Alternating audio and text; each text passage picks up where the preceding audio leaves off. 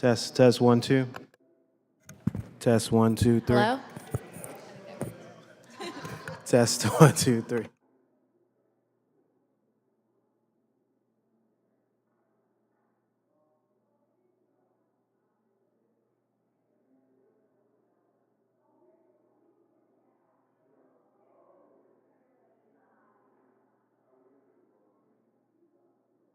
Test.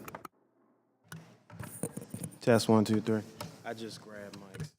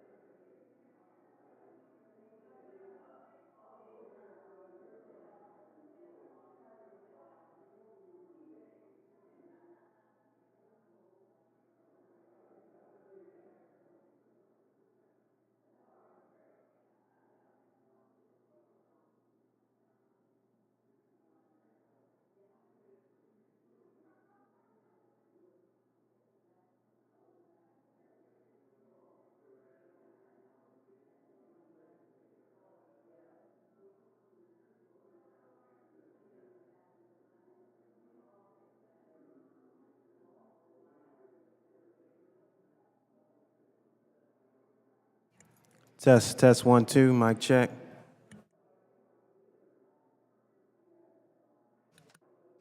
Test, 1, 2, 3. Test, 1, 2, 3. Mic check. Testing. Testing. 1, 2, 3. Mic check. Test. Test. 1, 2, 3. Mic check. Testing. 1, 2. Test. 1, 2, 3. Mic check. Test. 1, 2.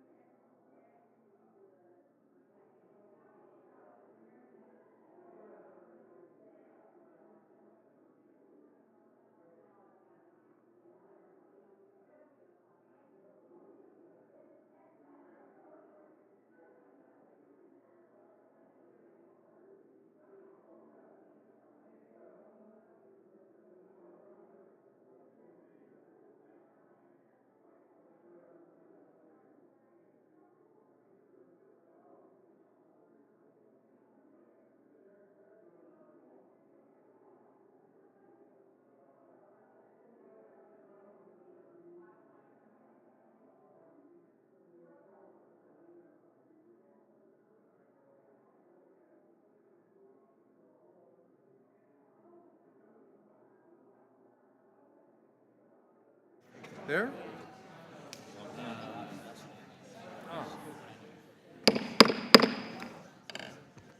All right, everybody. The committee will come to order. Without objection, the chair is authorized to declare a recess of the committee at any time. This hearing is entitled Speaking from Experience, Former Members of Congress on Congressional Reform. I now recognize myself for 5 minutes to give an opening statement. Today, we're going to hear from 6 of our former colleagues who I think will be candid in sharing their personal experiences and challenges with Congress. But what I'm most looking forward to is hearing their ideas for how we can make this place work better on behalf of the American people.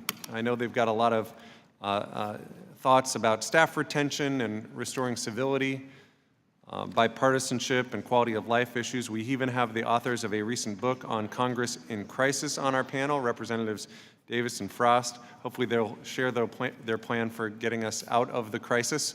In my view, we can learn a lot by listening to what things were like when our colleagues were here, what worked, what didn't work. And before turning the mic over to our Vice Chair, Tom Graves, I wanted to quickly draw your attention to a few things. First, over the last several weeks, we've heard from a lot of people about the lack of civility and bipartisanship here in Congress. We've heard about how Democrats and Republicans don't have natural opportunities to get to know each other and work together. We hear that it's hard to form alliances when Democrats are on one side of the issues of the day and Republicans are on the other. And we may not be able to fix that quite yet, but our attempt at a first step is quite literally bringing people together within this committee structure. The American public, our constituents, aren't interested in us retreating to our own corners of the room. They want us to actually work together to make this country work better. So in the very spirit in which this committee was created, we're changing it up a little. If you look down the line today, we are sitting Republican, Democrat, Republican, Democrat. That may not seem like a huge deal, but I assure you this does not happen every day in our nation's capital, and I don't want to presuppose the outcome of our little experiment here, but I'm pretty sure this will be a really productive and interesting hearing, maybe even more productive and interesting given our seating arrangement today. So stay tuned in the coming weeks to see what other surprises we may have up our sleeves. And finally, I want to note that this will not be our only opportunity to hear from former members during this process. We have a lot of time to learn from our colleagues who've moved on and had some time to reflect on how we can better equip Congress to serve the American people. So stay tuned for more on that. Also just want to express gratitude to the team from the Ways and Means Committee for letting us use their room. It's a beautiful room. It's a very cold room, but we're grateful that you're all here. And with that, I'll now invite our Vice Chair, Tom Graves, to share some opening remarks. Thank you, Chairman Kilmer. There's a lot of excitement about this committee and the members here and all the work that we have ahead of us to improve Congress. And, at our first member hearing day, we had over 30 members of the House come and speak to us, including leadership from both parties.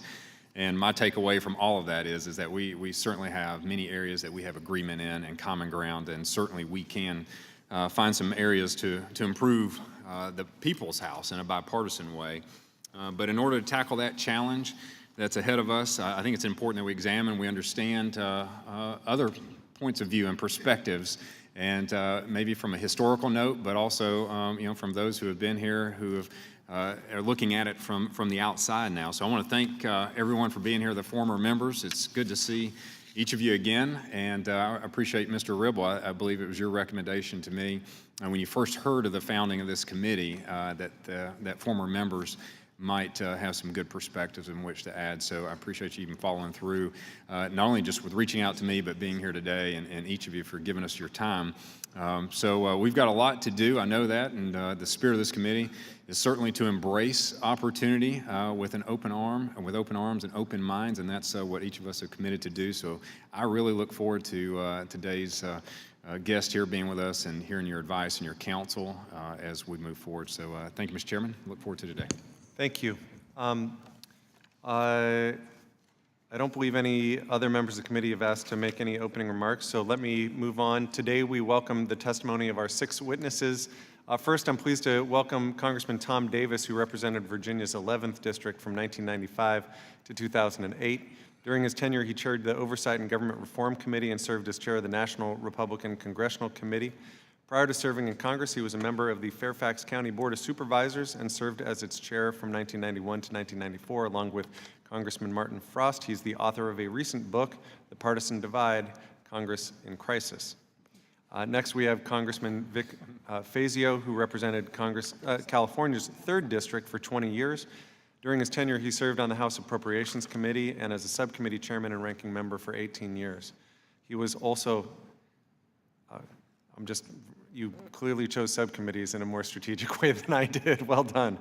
He was also a member of the Armed Services Committee, Budget, Ethics, and House Administration Committees.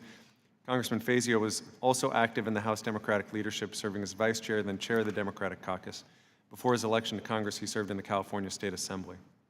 I'd like next to welcome Congressman Martin Frost, who represented the 24th District of Texas for 26 years. During that time, he served 8 years in the House Democratic leadership, 4 years as chairman of the Democratic Congressional Campaign Committee, and 4 as chair of the House Democratic Caucus. He was a member of the House Rules Committee and the House Budget Committee. Since leaving Congress, he served 4 years as chair of the National Endowment for Democracy and is currently president of the Former Members of Congress Association. And as mentioned earlier, he co-authored The Partisan Divide, Congress in Crisis with Congressman Tom Davis, which, the more I talk, is working its way up the Amazon best-selling list. Next, we have Congressman Reid Ribble, who represented Wisconsin's 8th District for 3 terms. He served on the Budget and Agriculture Committees and was also a member of the Problem Solvers Caucus. Prior to serving in the House, Congressman Ribble was the president of his family's commercial and residential roofing company and also served as the president of the National Roofing Contractors Association. And next, we have Ambassador Tim Romer, who represented Indiana's 3rd Congressional District for 12 years. He served on the Intelligence, Education and Workforce, and Science Committees. Prior to being elected to Congress, he served on the staffs of Representative John, is it Bradamus, sorry, Senator Dennis DeConcini of Arizona. Ambassador Romer also served on the 9/11 Commission and has helped pass the Commission's recommendations into law. In 2009, he was appointed U.S. Ambassador to India.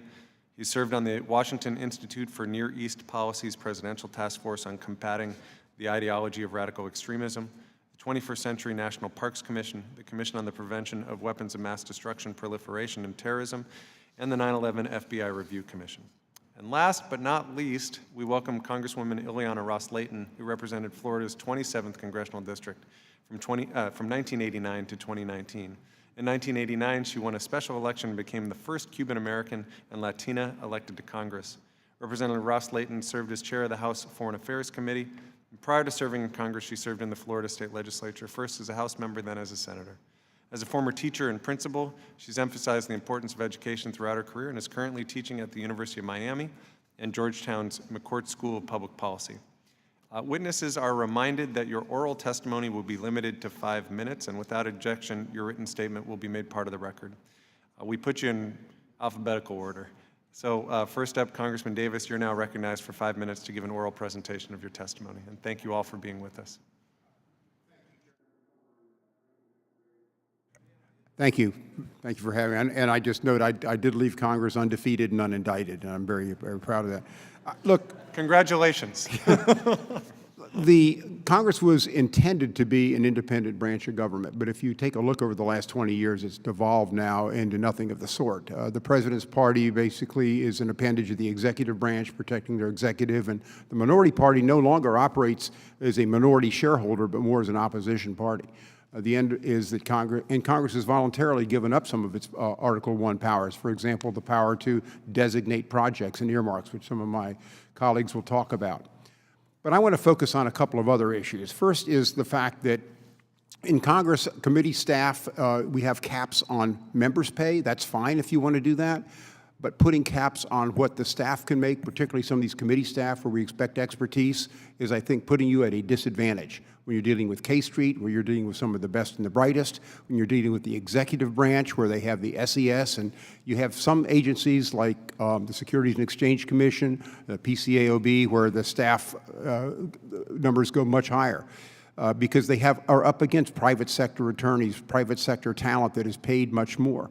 The end result has been a brain drain from Capitol Hill to people walking across the street to K Street, where they can make much more money than they could here. And some people that don't enter government service at all because they don't see the appropriate career path.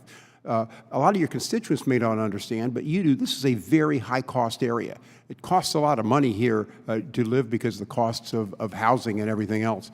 And I think if you want to really reestablish yourself as an independent branch, You have to have an independent staff that is paid well so you can attract the best and the brightest and go up against special interest groups and go up against the executive branch on some of these complex measures that otherwise you're at really a disadvantage. And it's important for that historical knowledge to keep and maintain some of these employees and give them a long-term career path. Right now, you have some employees that may leave Capitol Hill and go for a Schedule C position and maybe rotate back. It's not the same as having people here on a consistent basis back and forth.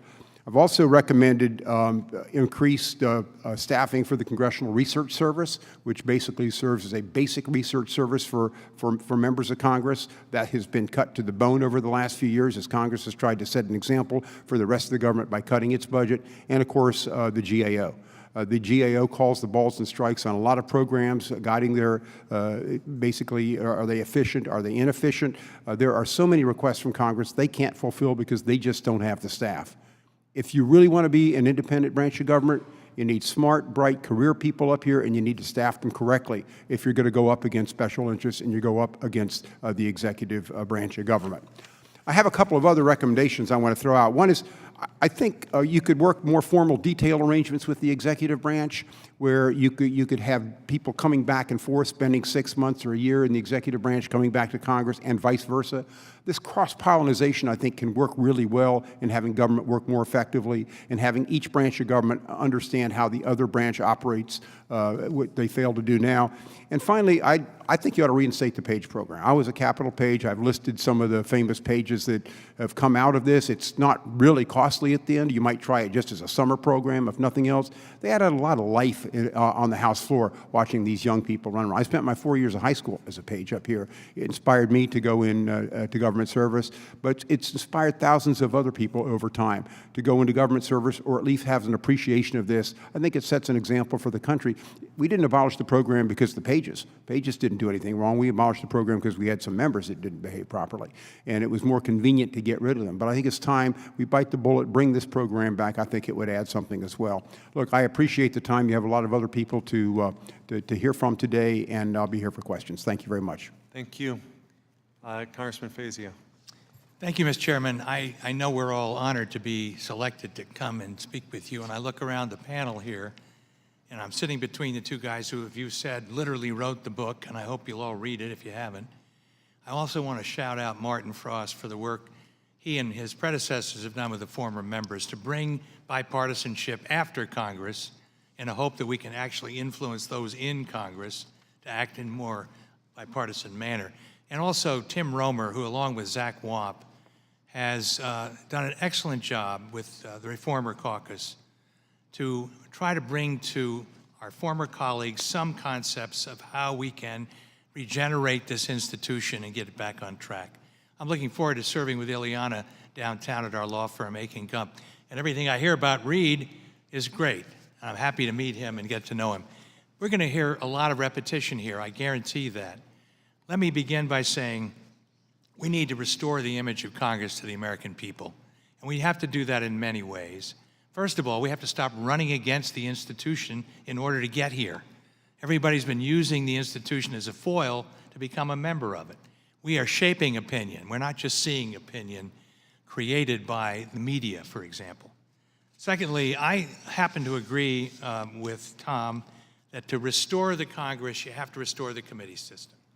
Committee system has been weakened, and leadership has dominated for the last 40-some years. And it's not a partisan statement when I say that. We have seen part of the erosion of congressional involvement through the calendar. If you can't come more than 2 or 3 days a week for 3 out of 4 weeks a month, you're not going to get much done.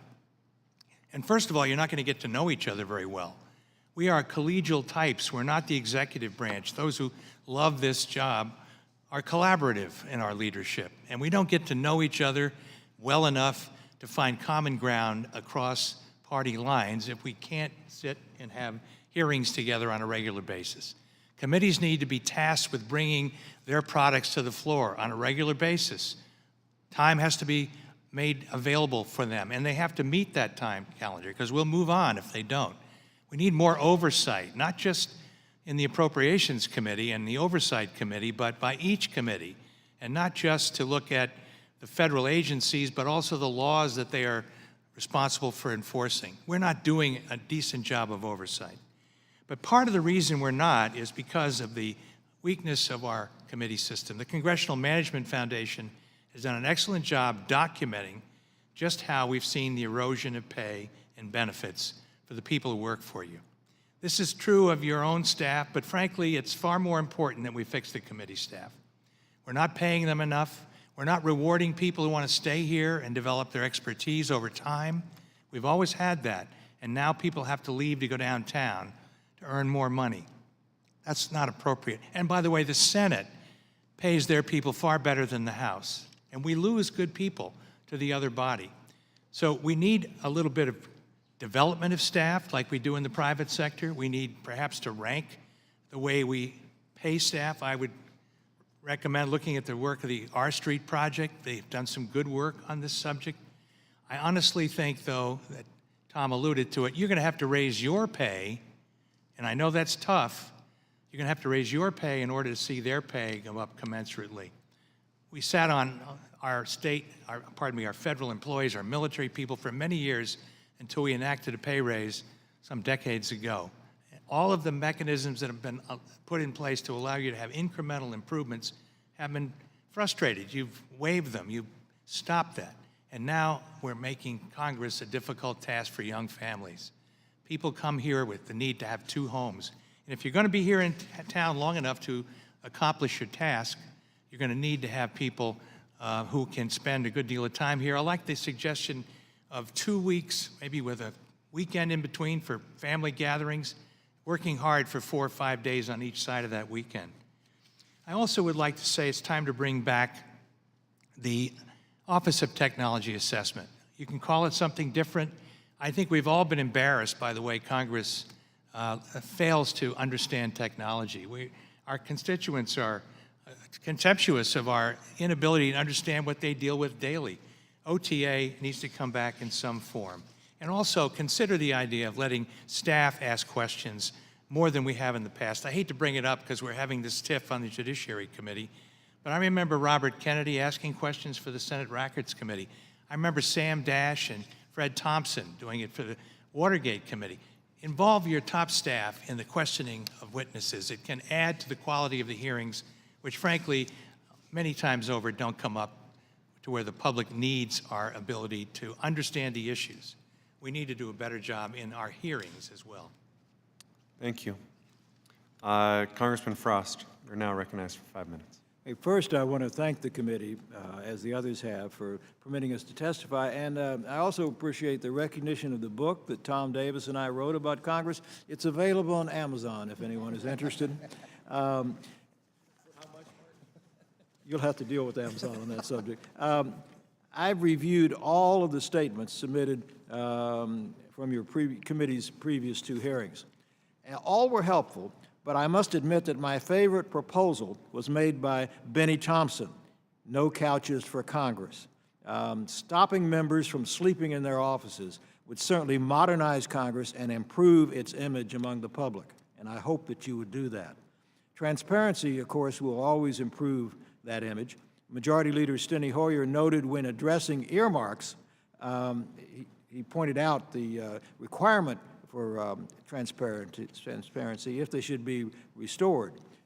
Leader Hoyer was right when he said that earmarks can create bipartisan cooperation in appropriations. Importantly, he focused on transparency in any return of earmarks. Citizens must know where their money is being spent and who asked for it to be spent that way. Doing business also requires trusted, talented people who, as Tom and Vic have both mentioned, who are mentored by their members. I am proud that one of my former staff members is now your colleague, Mark Vesey from Texas, who represents part of my old district. An intern of mine in the Rules Committee, Dennis Cardozo, eventually became a representative from California. These 2 men and hundreds of women and men working in Congress today share important career aspirations, public service, and improving our nation. Congress must identify leaders among its staff, and then they must be given the education and career growth needed to advance their public service careers. Congress runs the largest employer in the country, the American government. You don't run a company by failing to retain and grow your best and brightest. Bipartisanship is something we all aspire to. I had the opportunity to chair the Frost-Solomon House Task Force, created to help mold the legislatures of 10 emerging Eastern and Central European democracies after the Berlin Wall opened. Our committee uniquely focused on bipartisanship in everything we did. We worked hand in hand with the George H.W. Bush State Department and did not go to work in any country without their consent. No codel was undertaken unless it was bipartisan. And the bipartisan spirit led to great impact by our task force, creating new allies for this country among these new democracies. I now serve as president of former members of Congress, the Association of Former Members. As has been mentioned, we do a variety of things. One of the things that we're doing right now is something that no one else has systematically done, much to my surprise. We are conducting exit interviews with every member who leaving the last Congress. And we've completed a number of these. We're going to make a report which will be made public and made available to you out of the things that those members learned from their experience and their suggestions on how to make the institution work better. And I hope that this will be helpful to you. And I want to echo Congressman Lipinski's testimony. Some of you may remember, he talked about how his government classes watched the Schoolhouse Rock video on how a bill becomes a law. My students at George Washington University do the same thing. Unfortunately, I have to tell them that's not how Congress works today. I hope your work here today will get us closer to the Schoolhouse Rock ideal of transparency, which many young people saw at formative stages of their lives, and return bipartisanship. Now, I wanted to discuss one other matter that some of us at this table have been involved in and that Tom Davis and I talked about in our book. Congress has the power, if it chooses to require state legislatures to name bipartisan commissions to create congressional districts. If there is one thing that you could do to promote bipartisanship, it would eliminate as many safe districts for one party or the other as possible. In safe districts, members are always looking over their shoulder. Democrats at someone over their left shoulder, Republicans over their right shoulder. And if they reach across the public aisle, if they try to work with the other side because they come from such a safe district, they have no incentive to do that because that will cause them to have primary opponents. I know this is not a committee of legislative jurisdiction, but I think that if Congress were ever to take one step to end partisanship in this body, it would be to urge state legislatures and to require state legislatures to create bipartisan commissions, to create congressional districts. Thank you. Thank you. Congressman Ribble, welcome back. It's good to be back. Thank you, Chairman Kilmer and Vice Chairman Graves. It's a real honor for me to be here today. When I announced my retirement from Congress, I was, up until that point, running for re-election, was serving in the majority, and for the first time in my political career, I had no opponent. On paper, circumstances couldn't have been better. So why did I choose to leave a job that many people feel is the pinnacle of their career after just 3 terms? I determined that the time away from my family was no longer a worthy sacrifice, given how badly this institution is broken. Most legislation was driven by, and in some cases written by, leadership. And regular order was nothing more than a talking point to the ill-informed. When legislation moved through committees, committee chairmen often ignored members rather than engaging members' minds. Too much legislation, in my opinion, was driven by committee chairmen and staff, and members were often left out of the discussion until the markup occurred. At that point, you were mostly expected to vote the party line. I joked that as a member of Congress, I was nothing more than a figurehead. Unfortunately, in this case, the joke was mostly real. The current system encourages members to leave just as they are gaining the needed experience, in my opinion, to be effective. I left because I felt I didn't matter. So, since I know you're serious about this work before you, here are some recommendations that you should consider. First of all, open up the rules process to bring more bills to the floor. It seems as if letting the House work its will has become a punchline and a bad joke. We can't continue to be fearful of legislation not passing. Instead, members should learn from the occasional no and work hard to help the whole body get to the yes. Secondly, we have to enforce regular order. It is during committee work that legislation can actually get perfected. This process is often circumvented by leadership and by rules. 3, just as the Speaker is selected by the members, so too should committee chairmen be selected. By devolving this power back to members, and therefore the voices of the citizens that those members represent, these voices are more likely to be heard. Who better to choose a chairman than the members of the committee themselves? Chairmen are selected by leadership and as such are subject to them. This change will make chairmen subject to the members of the committee. Fourth, while I know that campaign finance isn't part of this committee work, certainly the corrupting influence of cronyism via leadership PACs ought to be. Leadership should not use money as a cudgel or price of admission when assigning committees or chairmanships. Both parties decry cronyism when it comes to corporations and then sit on the sidelines as cronyism in the House grows and infests like mold. You need to change the work calendar to reflect the importance of the work you do by keeping members here for full work weeks. Use the calendar to enforce action. Cancel recess times, and don't let members leave for more than 3 days until the necessary work like budgets, appropriations, debt limit votes are done. Forced cancellation of code-Ls and time with family will facilitate needed compromise. If you want to do big things, do this. And finally, guarantee a hearing and markup in committees when legislation meets appropriate thresholds of bipartisan co-sponsorship. If any member is able to persuade their colleagues of an idea, then that legislation should be given a chance to advance to the floor of the House. A few powerful voices should not override the will of the body. I care about this institution and what it represents in our republic. It appears to me that leadership no longer trusts what may result from a fair process, so they rig the system to get a predetermined result. The two biggest pieces of legislation passed in the last decade, the Affordable Care Act and the Tax Cuts and Jobs Act, were passed on a straight party line vote. It's a shame that the only bipartisan voices heard were the ones opposing the legislation. Whatever happened to principled compromise? If this body is going to do big things, it's going to have to work versus politicize, legislate versus demagogue, and govern versus posture. I've said that we live in an era where partisanship masquerades. I've heard it said that we live in an era where partisanship masquerades as principle. There's no place on earth where that statement rings as true than right here in what we, without any sense of irony, call the People's House.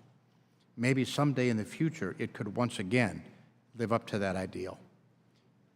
If we want people to respect this institution, we must begin by respecting the institution and those that serve in it. And if we do that, we can begin to change those opinions. Thank you. I appreciate being here, and with that, I'll be happy to answer any questions. Thank you. Ambassador Romer. Thank you, Mr. Chairman, Mr. Vice Chairman, distinguished members of the committee. I, too, want to associate myself with the very, very respected and honorable people at this table and all the good work that we tried to do together. Besides the gentleman from Wisconsin, I think with all the Republicans and the Democrats at this panel, we sought to work across the aisle on several different projects together. Mr. Chairman, Mr. Vice Chairman, we are here today because of a miracle. Not a medical miracle. I'm not talking about our births.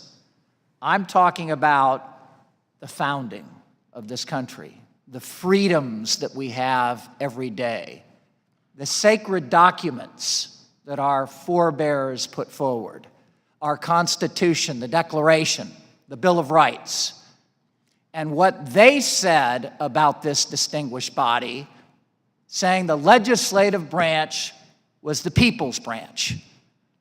This was the great experiment in our government and in our history. We weren't extending power to kings and queens and monarchs based on richness and treasure and property. We were bringing the people and their voices to Washington, D.C. to govern this place.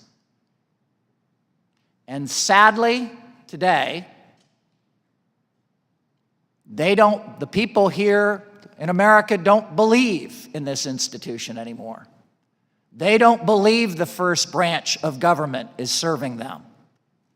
They think the lobbyists and the special interests and the money interests and the donors are all in line before the regular person, Congresswoman Brooks, in our home state of Indiana. I represent, with Zach Wamp and Connie Morella, two Republicans, an organization called Issue One. We call it Issue One because whether there's a hearing today going on climate change or guns or balanced budgets, Republicans and Democrats may go back and forth and argue about these issues. Issue One is our precious representative democracy. And if it doesn't function, nothing works up here. Nothing works up here. When the people don't believe in you, you can get elected individually, but the institution loses its trust and its connection to the people, which it has done with about a 9% approval rating. So you folks now, with this great select committee, are tasked with an enormous responsibility. How do you try to help restore that reputation directly to the American people of the first branch of government? Issue One wants you to think big.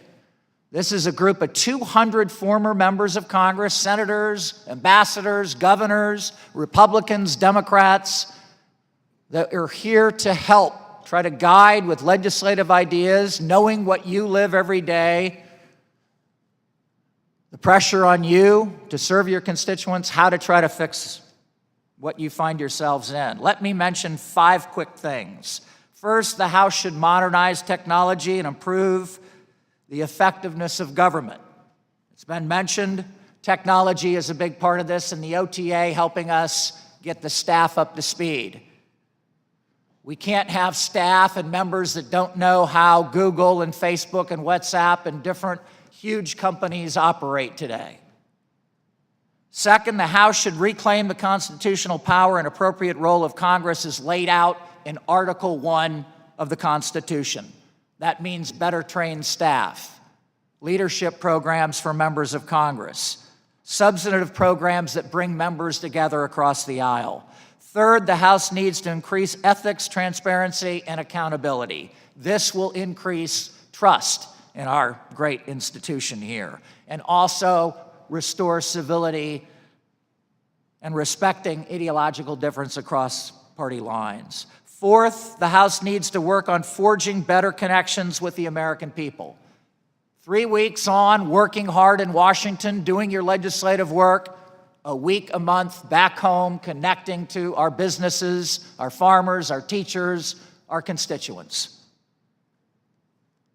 Finally, the cancer that infects this place, raising money should not be the top priority for members of Congress, taking them away from the vital legislative responsibility. Now, as we heard from my colleague from Wisconsin, members spend too much of their time raising money for their reelection, raising money for their committee assignment, raising money for their national party, and not serving as vanguards over the taxpayer funds. Lastly, I'll say the mandate is big. It's unlimited in the rules package for what the Select Committee can do. Think big. Be courageous. Think as our founders did about how to restore this first branch back to its constitutional responsibility and its trust and its connection directly to the people of this great country. Thank you, Mr. Chairman, and Vice Chairman, and I look forward to your questions. Thank you. Congressman Ross-Leighton. Well, thank you so much, Mr. Chairman, Mr. Vice Chairman, members of this Select Committee. It's so nice to be back and especially on this side of the dais. And I appreciate greatly the invitation to come testify. I think that we can all agree, based on what everybody has said, that we have a lot of work to do. And I'm thrilled that this committee was formed. I'm thrilled with your jurisdiction. You're going to tackle some of the basic problems that we're all trying to confront and trying to do a more effective job, a more efficient job at representing the people. I will focus most of my remarks on the breakdown of civility here in Congress, and we need to be in a big group therapy session to figure out how to solve our problems without attacking each other. I was elected to the House in 1989 in a special election to replace Claude Pepper, an institution, a legendary figure who had passed away. And Claude was a model politician who helped everyone. He didn't care what your politics were. If you were his constituent, he was there to help you with your Social Security check, with your Medicare, with your immigration issues, you name it. And those were mighty big shoes to fill. I was lucky to have such a role model like Claude Pepper. But I was elected in a special election. I arrived in Washington in the middle of a session. I didn't get the opportunity to go to the Kennedy School of the freshman orientation or any of those wonderful programs. Gotten elected one day, and 2 days later I'm sworn in. I was thrown into the fire. But members helped me, and they wanted me to succeed. In our own Florida delegation, Bill Lehman, a Democrat from Miami whose middle name was Marks, if that tells you anything about his political leanings, he took me aside and he taught me about the mail operation, franking, wow. And I had no idea. He didn't care that I was a Republican. He just wanted to help a Florida colleague. And Dante Fascell, another Democrat from Miami, he chaired the Foreign Affairs Committee when I was elected, and he knew that a seat on that committee, it was very important to me. It's what drove me to Congress, and he made sure that it happened. There was literally no room on the committee because all committee staffs, all committee allotted seats were taken, but he told me, don't worry about it. He would see to it that the ratio was changed if he needed to do that. If he needed to add another Democrat, he would do it just to get me on the committee, and he did. He even set up a little card table with a folding chair because there was no space for me on the dais, and I just can't imagine a committee chairman doing that today. It just wouldn't happen except in this committee. But back then, I was just another Republican, and my presence wasn't going to change anything because the Democrats, they were in the majority, and they had been for a long time. And what's different now is that control of the House can change from one election to the other. Everyone worries about their votes and how they're going to be scored, what their colleagues are doing and what they're saying, and what it means for the next election. Bipartisanship sadly gets lost in all of that. And just last session and for the 5 years previous, Ed Royce chaired the Foreign Affairs Committee. Elliot Engel was ranking member. And the committee had an unwritten rule that unless a measure was supported by both sides, the committee would not take it up. That's just incredible. Controversial bills were set aside for a special markup date, and they really stuck to it. And we got a lot done. We got stuff done because of we worked together. And speaking of getting things done in committee, it would be a lot easier, I think, if we could better coordinate hearings and floor votes. If the Foreign Affairs Committee is holding a hearing on a very controversial but important issue like the AUMF, should we commit our forces to battle? Well, the last thing that committee members want to do is to put debate on hold time and again so we can run to the floor to vote and come back and forth. We should be able to schedule votes so that they interfere less with important committee hearings. And we should also do more to ensure that that the Congress reflects the diversity and of the people who make up this great country. And that goes for members and staff. We need to do a better job of recruiting diverse candidates and staff so that the Congress looks like the country we represent and the district we represent. And those are concrete steps that we can take to ensure that we're recruiting, that we're interviewing, that we're hiring staff from different ethnic and socioeconomic backgrounds. And I was never one of those name callers who thought that the other side didn't have any single good idea. Of course they do. We all do. And we all need to do a better job of listening to one another and pointing fingers less. So my advice to new members is don't be afraid. Don't assume that people will automatically turn against you because of a position you take or a vote that you cast. I've always found that people are a lot more accepting than you think, and when you explain yourself, you will find greater acceptance. So don't be afraid to work across the aisle, to build coalitions. We're not encouraged to do that very much, and we should, and that's how things get done. And I think that there are some common sense ways to encourage greater bipartisanship in the process, a more sensible schedule, and more updated staff hiring practices. Muchas gracias. Thank you so much. Thank you. I want to say thanks to each of you, not just for sharing your time with us, but for sharing your insights with us. And I know I have a lot of questions. I know the members of the committee do as well. So let me recognize myself for 5 minutes, and then we'll plow on in. Let me start with Congressman Davis and Ambassador Romer. Both of you indicated that we have a real problem with staff retention, and that came up from a number of folks. Turnover is high, much higher than we see in the private sector, and was hoping you could talk about how the constant churn of losing talented staff affects this institution, what we can do about it, and what it means on behalf of our ability to have impact for the American people. Let me start. You know, lobbyists play an important role in this, in writing bills and presenting it to committee staff and offering a perspective that maybe the members or other staff members haven't.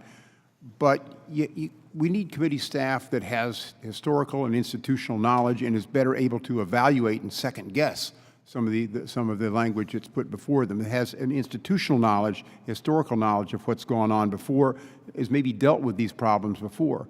The constant churn isn't just a matter of pay. It's member turnover. It's the fact that committees are constantly churning. People move back and forth. But it is an important part. It's also an important part in being able to attract people in the first place.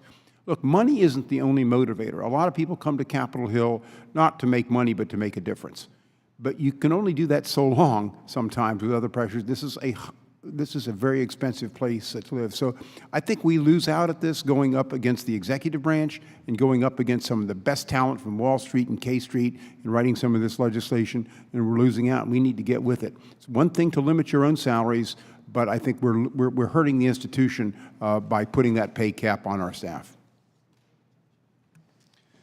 Mr. Chairman, I think this is one of your major problems. When you have this retention problem and turnover problem, and you compare it to the private sector, and it's higher than the private sector, then you are losing the expertise and the people that are working here that bring you good ideas, that save taxpayers money, that have institutional experience, and you're ceding that experience and those ideas to K Street and to the lobbying community and to the special interest community. And that kind of turnover does not benefit the House of Representatives and the Senate when it is significant. Secondly, when we think about what that turnover means, let's think about it in terms of some of the committees that you all serve on.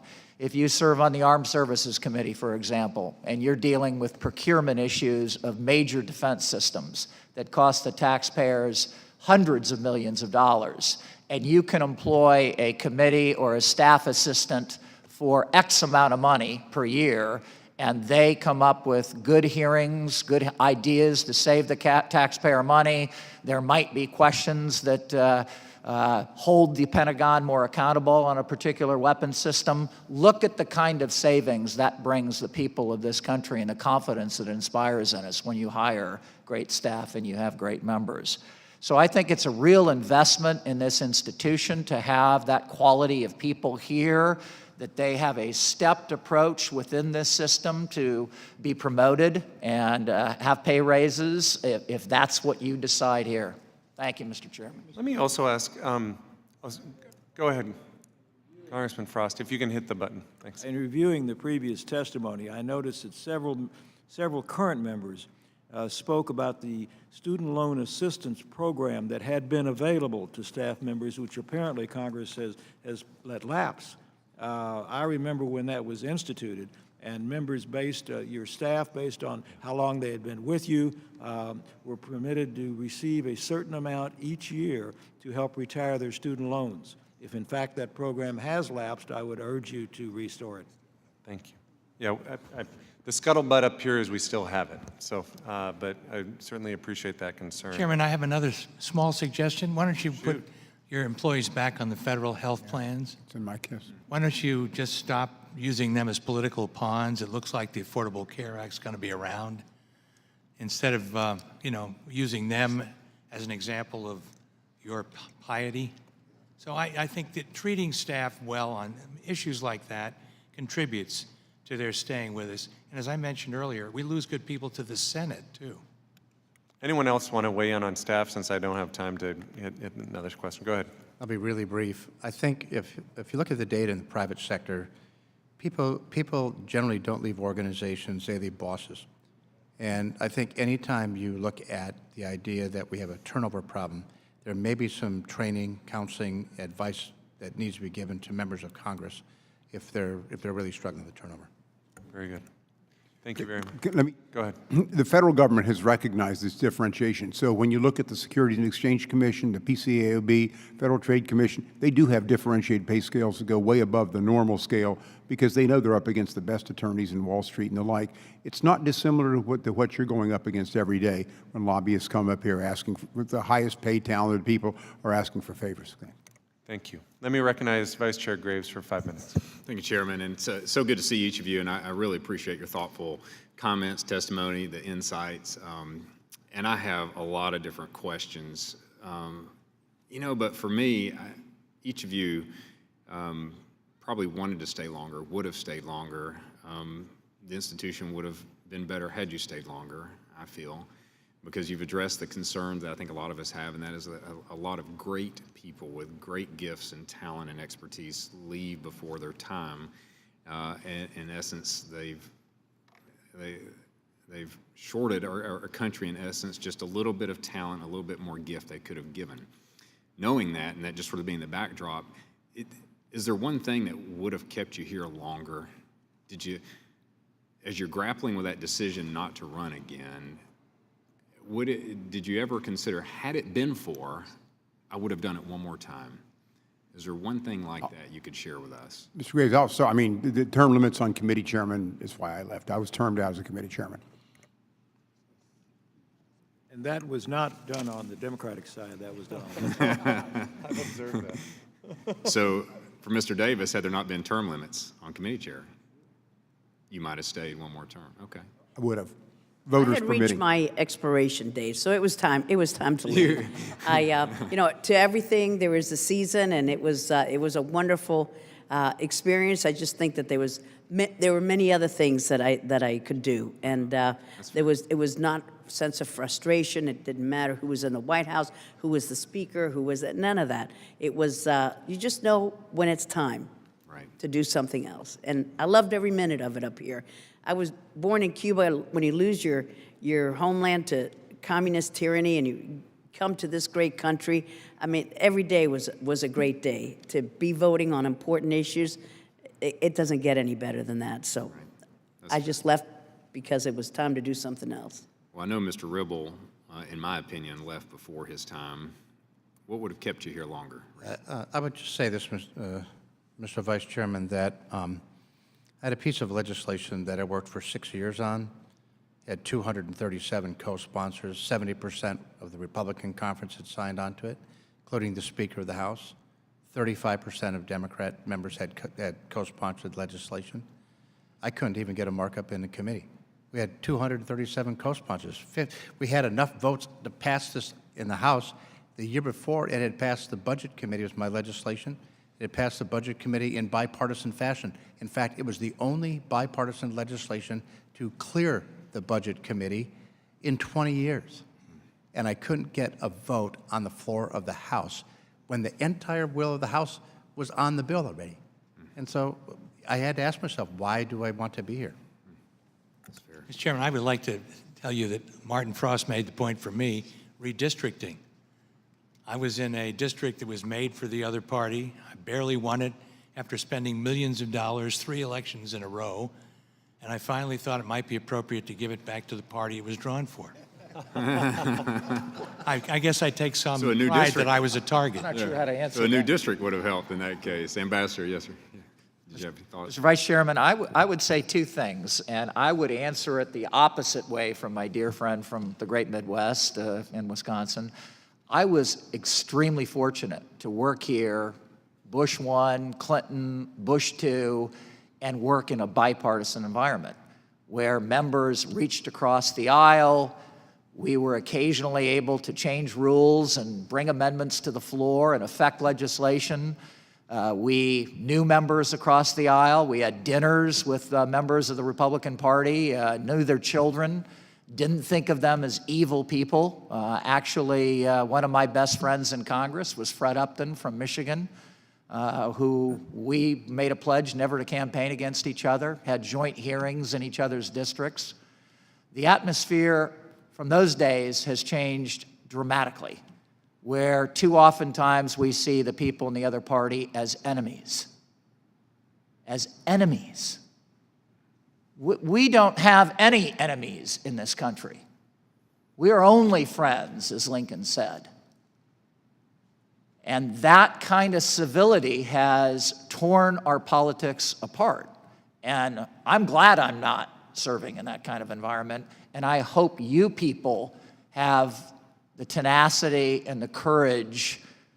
You have the mandate to change some of this. The second thing I would say, Mr. Graves, is the money chase has really changed things.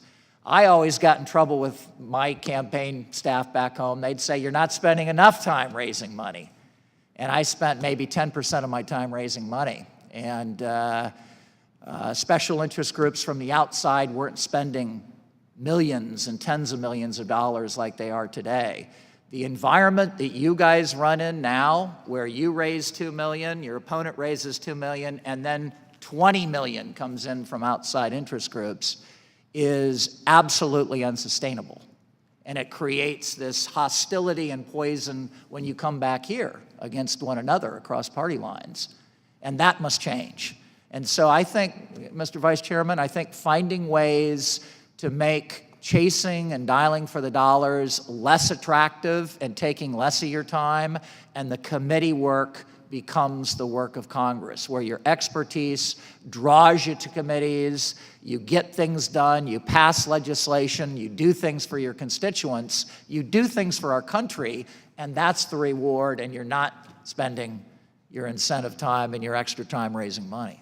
And Mr. Graves, I know that your time is up, but if I could just echo something that the ambassador said. When I was first elected, we had an unwritten rule in the Florida delegation that we would not get involved in each other's political campaigns, and that lasted for quite a long time. But just in recent history, we're no longer doing that. So we're involved, even though there are Florida colleagues. You have a great pressure to contribute to somebody's opponent of an incumbent, and it makes it far more uncomfortable. And I think that if Florida could and other states could adopt that, don't interfere with a colleague's election in your own state, that would make for a more civil Congress too. That's a great self-imposed rule too. And Mr. Chairman, we may come back to the campaign finance discussion later, but I'm sure Mr. Davis, being a former chair of a political committee, would have an interesting input on that too. Is that possible, right? Sit on the same panel. Thank you. Let me recognize Mr. Cleaver for 5 minutes. Thank you, Mr. Chairman. Thank all of you for being here, and it's refreshing to hear all of these sage ideas from you. I agree on the salary issue with the staff. I just lost my chief, but I told him that if he didn't quit, I was going to try to get him committed to a mental institution, because they were offering him double what I'm making. He was making almost what I was making. He was making the maximum amount you can make, because there's a restriction that staff can only go so close to our salaries. But the problem is, and I'm asking for your help on how to deal with it. The problem is twofold. One, there is a reluctance on the part of many to want to do anything that will cost money, because it's not going to play well, I guess, and nobody wants to increase their own salary because, you know, somebody will campaign against you that you increase your salary. And so people are, you know, having not difficulty, but, you know, if you come from the Midwest where you can live in an apartment for $600 a month, and it's like a really nice apartment, and you come here and $600 a month, you're homeless. You know, somebody may let you sleep in that front yard, maybe, but you're not going to get cover for $600. And so it's a whole new world that we have to deal with. How do we get past the, I mean, you know, we don't want to spend money. We don't want anybody to think we want to increase our salaries. You have any ideas on any of that? Yeah, I co-chaired with Lynn Martin of Illinois a task force back at during the Bush 41 administration, where we passed a comprehensive ethics package, which began by doing away with honoraria, which was a pernicious habit that pervaded the Congress at the time, and made up for it with an increase in pay. And we got a bipartisan agreement between the campaign committee chairs and the leadership to support that, so that those members who got out of line and attacked others for a vote on that were punished. We said, essentially, we're all in this together. We all need it. We all know we need it. So let's stand by each other and do this as one. And it worked until recently, as I said earlier in my remarks, you started stopping the incremental increases that we put in place to avoid another big one. And that incremental increase was the employment cost index, which was less annually than the CPI. Yeah. So we weren't going to exceed the CPI. You got to get back to that, and you can't do it with one party or one faction. You got to do it as one entity. But we're, go ahead. As a member of Congressman Fazzio's task force at that time, I remember that discussion very well. And later, when I became chairman of the DCCC, we had a policy that we would not support members who attacked other members on in the other party on that basis. I don't know that the political committees are capable of doing that today, but we would not permit our candidates to attack or our candidates running against an incumbent to attack that incumbent on the basis of his vote on the issue of pay. Well, to add a little history to that, in that year, Newt Gingrich's opponent ran against him on the pay raise, and the DCCC cut him off. And Gingrich had a very tight race that year, but they made an agreement, if you campaigned on the pay raise, you'd lose funding from the political committee. So there was history for that.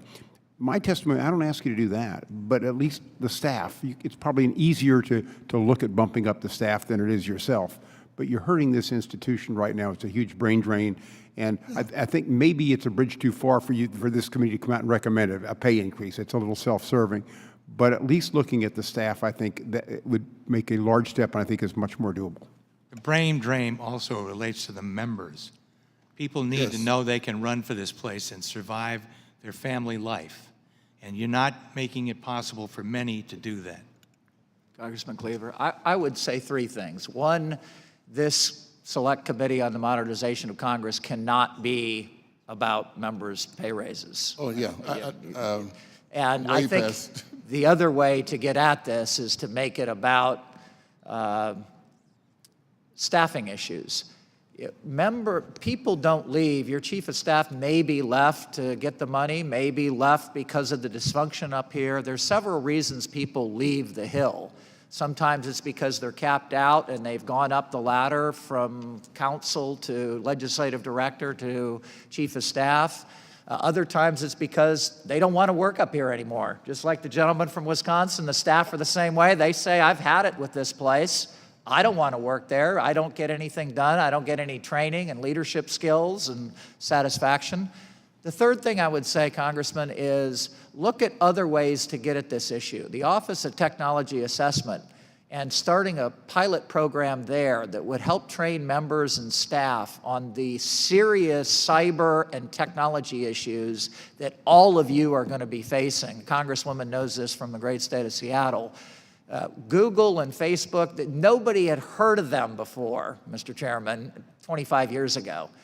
And now you have to face issues of regulation, the Honest Ads Act, all kinds of business and tax issues, cybersecurity from abroad, and we don't have the expertise up here anymore to do that. In fact, a survey recently said, conducted to senior staff of the Hill, 6% of your senior staff were confident that you members had the staffing skills on technology necessary to do your jobs. 6%. Mr. Chairman, I know you're short on time, but if I could respond to Mr. Cleaver, who was my wife's hometown congressman for many years. I don't know how to say no to that. And then I'll just put Mr. Davis on notice. You're up next. There was something that we heard a lot when we were in Congress. We heard complaints from the federal judiciary because the salary of a federal district judge was tied to the salary of a member of Congress. Raise the salaries for federal judges, and then you follow in their wake. We were holding back on military pay as well. Let me recognize Mr. Davis for 5 minutes. Thank you, Mr. Chair, Mr. Vice Chair, and to the former members, many of them my friends and former colleagues. I noticed, Mr. Ribble, you agreed that the brain drain has happened to Congress, and I noticed you looked right at me. And I didn't know whether that was because I was your mentor. Yeah, I know. That's what I was going to remind people. Well, you mentored me here, so I hope to make the most of my 4 minutes and 35 seconds left. Otherwise, I will make sure it's codified. The brain drain is existing. Ms. Ross-Leighton, thank you for your friendship over the years and for your service. I really appreciate the conversation, and I agree with the sentiment that was just there. We could talk about salary, talk about increases, decreases, what have you, what's happened in the history, but a lot of what is institutionally problematic in the House of Representatives, in my opinion, as a former staffer myself, is just really the backbone of our House operations. I'm very interested in the history of how we've made changes in the past. And Mr. Fazzio, I would like to start with you. You were the former ranking member on House Administration Committee. Chair of Ledge Branch and then ranking. Chair of Ledge Branch and then ranking member on And during that era, the House Administration Committee basically farmed out their work to the appropriators. Yeah, we certainly try not to do that now. I was chairman of the Accounts Subcommittee of House Administration. Okay, all right. Well, Mr. Fazzio, you were here. There's been a lot of talk in this committee about bringing back the Office of Technology Assessment, OTA. In fact, $6 million is included in this year's Ledge Branch appropriations bill to restore OTA. Can you think of some specific examples of when you were a member and OTA was able to provide some great support for your staff? Well, actually, my staff didn't use it as much given the jurisdiction we had, but I can tell you that every committee needs help these days and probably did then. There were two criticisms of OTA, and I fought very hard to keep it the year we lost it. And one was that it took too long to come up with reports that were relevant to the work of the committees, and that could be remedied. And secondly, that it tended to work for too few committees. Every committee has needs to deal in this area, not just one or two. Energy and Commerce, to be honest, I wouldn't want to say dominated, but had an inordinate amount of influence on what that organization said. I would argue that still exists today. It may be, but I think we could fix the way OTA functioned, make it work more closely with each of the committees, and bring it back in a way that will be more relevant to the moment. Just that 25-year gap has had to change how we think of technology and how we might staff up to deal with it more effectively. Well, I'm glad we're talking about technology. I'll open this up to anybody who wants to answer also. Technology has changed a lot since I started as a staff member in 1997. However, I'm also finding out on a regular basis where we're still using what I would consider 1997 technology in the House. Number one, what was your biggest complaint with regards to technology? And in your opinion, what can we do to bring more innovation to the House? I know this isn't the 30,000-foot level of rules changes and salary issues, but you all had to deal with these issues personally too, and your staff did. Staff competence is the issue which was cited a minute ago. when we have a very limited number of staff who can handle technology, We- and then we have almost a- no members, we're way behind the curve. I think we have some members that are pretty technologically advanced with their careers, and I would go to Ms. Delbene with her former career as an executive with Microsoft. We have a lot of consultants too, Mr. Fazzio, that come in that are supposed to be experts, but we have the institutional problem. I mean, we're trying to work to get a new constituent management software system here.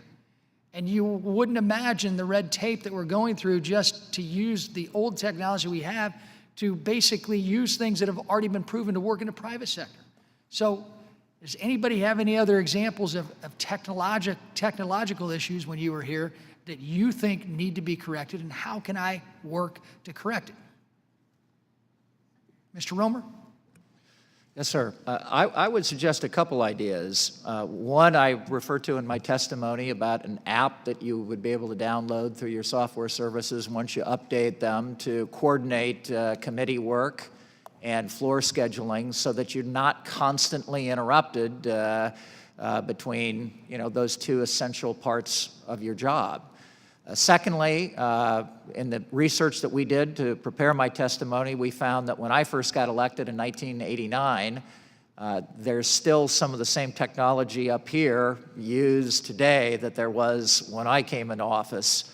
I started, sir, as you did, as a staff member back in the 1980s, and just the number of issues in defense and agriculture and cybersecurity and foreign relations that contain now that entail technology issues are essential. And lastly, as you travel to China and other more hostile environments, we were told when I served on the Intelligence Committee not to take any kind of technology like a smartphone with you that could be automatically downloaded. Our staff, our members need constant surveillance on these kinds of issues because we know the Russians and the Chinese and the Iranians and other entities are after our smart security, which is all over the hill now, not just to get into your office, sir, but to get into your staff's phones, which can get into your other areas of sensitivity. And I know my time has expired, so I will be brief, but I completely agree with you, Mr. Romer, and I believe that these nefarious actors would have easier access to 1997 technology than 2019, and we got to do something about it. Thank you all for being here. Thank you. Ms. Delbene, I recognize you for 5 minutes. Thank you. Thanks to all of you for being here. I know we all really appreciate it. So following up a little bit on the technology side, there's a different aspect of technology that came up when we were doing some of our first hearings. And,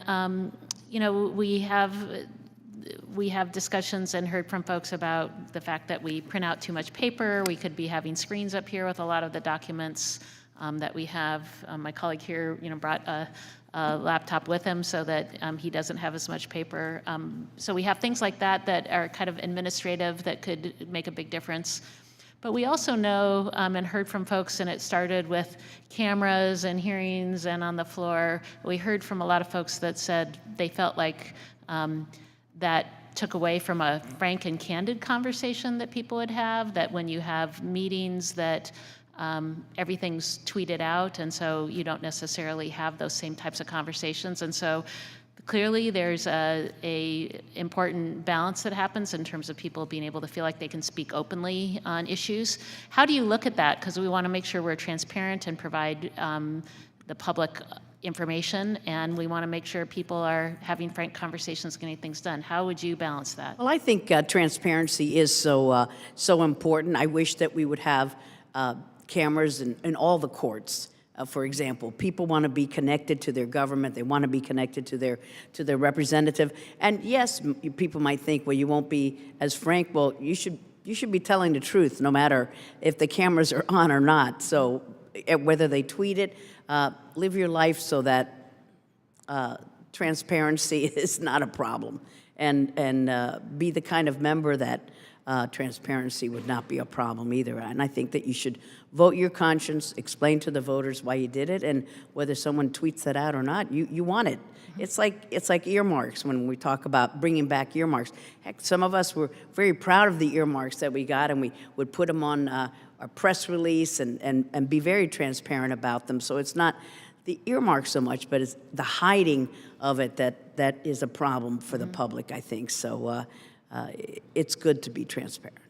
Let me comment. I think we were all embarrassed during the Senate Facebook hearings. I think that's kind of what sticks in the minds of people when they talk about our inadequacy in this area.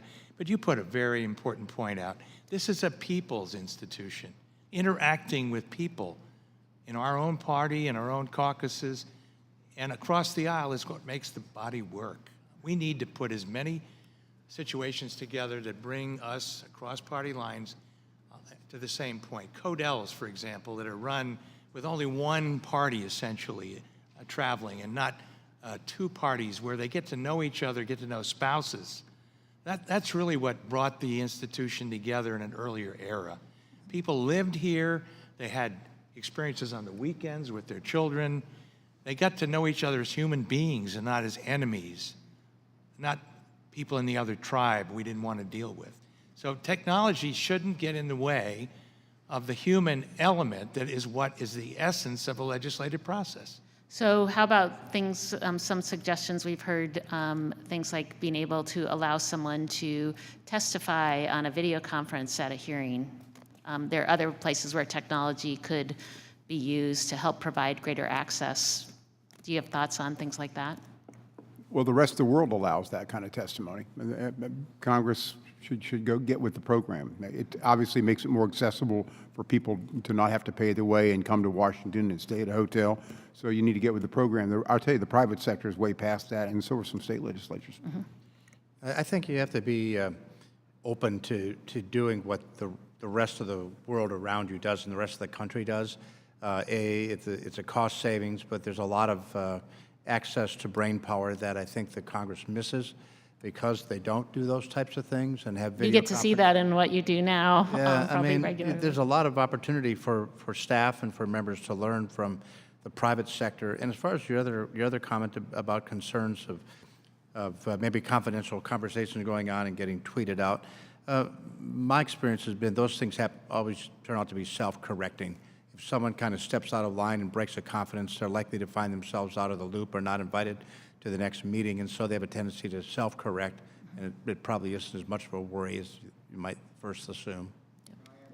Yeah. Can I just add something? That used to be the way it worked, but no longer. Now you get on cable TV when you go out of line. The problem we have today is bad behavior gets rewarded.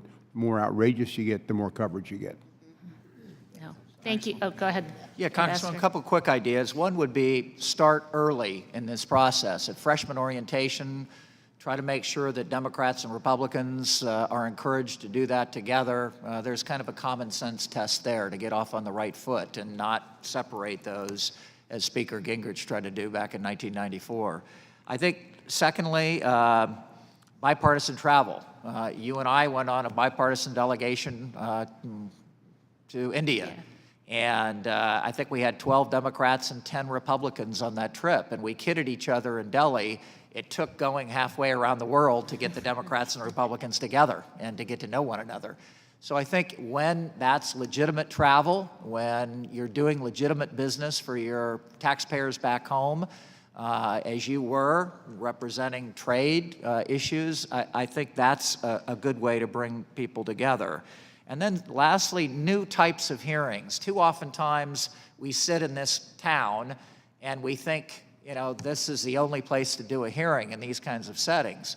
Get out of Washington, get back into the field, get into home districts, you know, use technology to do it and Skyping and collect information and connect this precious institution of the first, you know, the Article 1 of our Constitution back to the people to try to restore trust to them.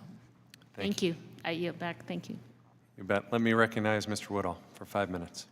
Thank you, Mr. Chairman, and thank you for holding the hearing. I have to confess it's difficult to take advice from the two members I served with, Reid, Ribble, and Ileana. For Pete's sakes, this is a weaker institution because you all left. and I say that sincerely, so often I lose the folks that were modeling the good behavior. I think about you on the Rules Committee, Ileana. You could skewer somebody with the facts like nobody's business, but you did it in the way that made me want to run up and hug you afterwards, and they wanted to run up and hug you too.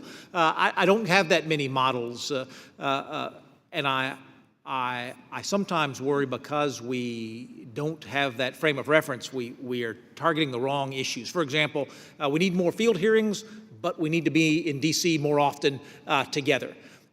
We need to be in relationship with one another, so we need to have more committee structure. But if folks want to start to telecommute in from time to time, that'd be fine too. I don't remember the kind and gentle Mr. Davis and Mr. Frost. I remember the NRCC chairman and the DCCC chairman going hard every day. For Pete's sake, the 17th Amendment was passed because we all thought everybody in Congress was on the take anyway. And so I'm not sure what's new and what's not. So I want to start small and I want to go big. I dislike the franking privilege. Half my constituents think it's free, and so they skewer me for not spending their money. The other half think it's free, and so they're not holding me accountable for spending their money, since we are actually paying for all of it. I wasn't here for the stamp scandal, though. For those of you with more experience than I, is there any reason that we can't just have a postage paid like every small business in my district does, stamp on my envelope? Any institutional reason why I need to pretend that I can't find a local post office or a... That Mr. Fazzio was chairman of the Franking Commission at one point, and he may be the best person to answer that. Sorry you threw that ball to me. The rules of the Franking Commission I support. I don't want partisan tripe going out the door on the taxpayer's dime. I want to end the illusion that members of Congress sign mail and send it for free, because they don't, in the name of restoring trust in the institution. Actually, I think it's frankly overrated as a benefit these days. It used to be a lot more important when people stood waiting for their mail to come every day. Now I don't think it matters as much. It's a vestige of tradition, past. I put that on the easy end of the spectrum. Martin? Mr. Chairman, if I may, I have to ask to be excused. I have a course to teach at GW, and I would love to continue this on infinitum, but I must ask to be. Hold your book up once again, Martin. Yeah. The course is Parties and Elections. We're grateful for your participation. Thank you. I want to make sure the Frost filibuster does not deduct from my time, Mr. Exactly, Chairman, yeah. there. The thinking about committees working better, and we all agree on that, with the exception of the Dreyer effort in 1994 and 5 that reduced committee sizes, every leadership I've seen has increased committee sizes, and as a result made things harder because we have some institutional knowledge and committee chairmen there. Tell me about the levers that we would pull to shrink those committees, if you believe, as I do, that committees would be more effective if there were 30 of us instead of 90 of us. So when the 1994 class came in, I ended up on a committee that took the old Post Office and Civil Service Committee, the old DC Committee, and Government Ops, and moved them into one committee. Nobody still wanted to be on it, except for me, because I was in the Washington suburbs. It made a lot of sense. But they did a lot of that. But after that time, we created a Homeland Security Committee because they couldn't decide whether me or Chris Cox should share the committee, so they gave us both the committee. And right now, it's just the bottom line, you make more spots you can give members because you don't have earmarks anymore. So what else can you give them but a committee assignment? And I think that's how it's grown. And good that they grew the committee to get Ileana on it in that day. But at some point, there has to be a reversal. Vic, do you see a possibility? Have you seen a successful effort? I just think we need to make sure that members don't have too many committees and too many subcommittees, because they can't really do the job when they're spread that thin. So I think there's been, because people need committees to run for re-election on, it's proliferated beyond what I think is reasonable. We need to be expert in the House, particularly in the work of our committees. We need to spend more time with our committees, and we can't be on too many. And the scheduling, as Tim Romer said, could be coordinated technology can help this to make people in attendance more likely. I worry that we might spend too much time talking about form over function. I'm thinking about Reid Ribble. I'm thinking about biennial budgeting, and I'm thinking about truck weights. two issues that talented people had tried to move, like David Dreyer and biennial budgeting, couldn't do it. You moved it through force of personality on both sides of the aisle and got huge bipartisan buy-in. I never saw a proposal Ileana introduced that didn't end up getting more than 218 co-sponsors on it. At some point, if you want to be an effective member in the institution as it exists today, you can do it. If you want to be transparent and not worry about what the blogs say about you, you can do it. We spend a lot of time trying to talk about how to improve the institution. At some point, I need members who want to improve the institution, not because we need to change the rules, but because we need to model the behavior that we want our new members to follow. How certain are you that we have systemic problems and that we just don't have enough members who are willing to do the heavy lifting? I don't know a member who wants to be successful and can't do it. I know a lot of members who aren't successful and are looking for somebody to blame for it. Down to leadership of committees. I look up here at Dave Camp. Dave Camp put a tax bill together with every member of his committee on both sides of the aisle working on subsets. They worked across the aisle on every issue in the revenue code. They came up with a revenue neutral bill that was very reminiscent of what we passed in the 80s on a bipartisan, bicameral basis. And yet we had a tax bill last year, and I'm not trying to be partisan about it. The members of the committee, even the majority members of the committee, didn't know it was in the bill until they voted on it the next day. That is a complete fiasco when it comes to involvement of members in making quality committee work. It comes down to the leadership of committees organizing so that their members are fully engaged. Congressman? Mr. Rimmer? I think it's a combination of things as well. I think it's not only leadership and courage and having mentors that you can go to, like you just mentioned. Two of my mentors here, one in the House, Lee Hamilton from Indiana, one in the Senate, Dick Lugar, a Republican on the Senate side, were people that I had lunch with on a regular basis, that gave me advice as mentors, that helped me legislatively when we agreed on issues to get things done. And I would just say, to your point, I do also think that there are very, very serious systemic issues here that have changed even in the last 10 years since I've left, that make it harder for these two great people that you've mentioned. They might be able to get co-sponsors on a bill, but could they get it through the House? Could they get it through the Senate? Could they get it signed by the President? We lived in a time here where we built coalitions of Republicans and Democrats working across the aisle, where getting that pen in the Rose Garden and getting something accomplished for your home state, you could truly achieve. And I think that's much, much more difficult today, and a lot of that is systemic. And Mr. Woodall, are you retiring after this term? There are already two members of the Rules Committee on this panel. I'd like to be on the former members Oh, my panel next time. goodness. We've got him slated for next Gosh. time. I want to make sure we get to all of our members, so Thank you, with Mr. Chairman. that, you bet. I gave you a little extra time since you offended Martin Frost so bad he left. Next up, I recognize Mr. Pocan for 5 minutes. Thank you, Mr. Chairman, and thank you all for being here. Appreciate it. Mr. Davis, maybe you can tell this to Mr. Frost later. I have good news and bad news. While we were here, I bought your book off of Amazon. The bad news is I bought a used copy to save a little money, but hopefully that'll make someone else have to buy a new copy. But I bought it, and it's going to hit Friday back home. Congressman, if you want to make money, don't write a book. There are better ways. I gotcha. Reid Ribble, you know, you are one of the favorite people I've ever served with. You know, you and I went around the state together and did a lot talking about working together, and I always respected you. In fact, I still use you as a big example in town halls when people ask about term limits. I know you had self-term limited 8 years, you left at 6, and I say, I wish people like Reid Ribble would stay longer and we'd have more people like Reid Ribble, and there's some of the new people, I think they could go home because it would be good for the institution. So I really appreciate you being here and your budget bill, which I was a strong supporter of to try to make the process work better. Let me raise one issue, but it's a few facets. I'm pretty obsessive about the issue of schedule. I think we do treat each other all really terribly here in many ways. We have many good members who go up or out. Especially lately, we've seen that happen. And as one of the people who has to fly through somewhere, because there's not many direct flights, I spend, a minimum 5 hours just coming from Wisconsin, but 2/3 of my flights this year were seriously delayed or canceled. Twice last July, it took me 14 hours to fly here. I could have drove in 12.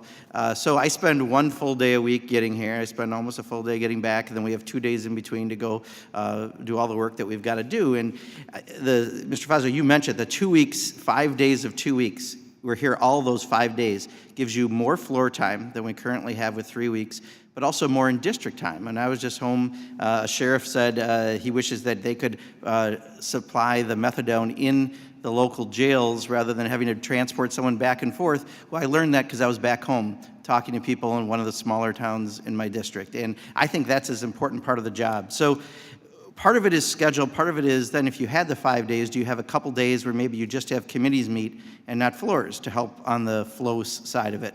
Wondering about that idea. Another idea we've had is what about specific time set for votes to try to improve that system so maybe you don't need an app that tells you, but so you're not all running around at all times to try to figure out that schedule as it gets laid out. I'd be curious about your thoughts around scheduling and about specifically some of the vote times and how to make that part work better. I would just say this. I think you're completely right on almost everything you just said. And the real benefit is if you fix the calendar and you do what you just suggested, the real benefit is that the American people will begin to see something happen here. Actually, things will get done, and the quality of the work will improve. The quality of relationships will improve. And when those things happen, the reputation of Congress improves. When the reputation of Congress improves, the issue that Mr. Cleaver brought up earlier about member pay and staff pay, that improves because the American people are no longer rating you alongside bed lice.